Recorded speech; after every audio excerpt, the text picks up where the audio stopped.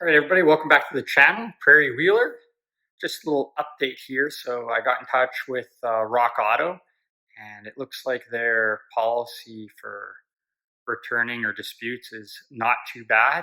I was pleasantly surprised. So basically, you just click on a link that's in the email from when you order the parts, and it'll go through and prompt you a series of questions. And I was able enough to get a partial refund on all those parts, the brake bleeders and the seal kits for the calipers without any issue. The only kind of downside, I'd say, is that they were willing to return or refund half the price without me shipping back the items. I suppose that's not too bad, but shipping would have cost me more than the items were worth. So I guess on the plus side, I get to keep these items. Perhaps if any of you guys can use them, I'll post them down below what the part numbers are. If you can use them, you send me an email. I'll mail them out to you.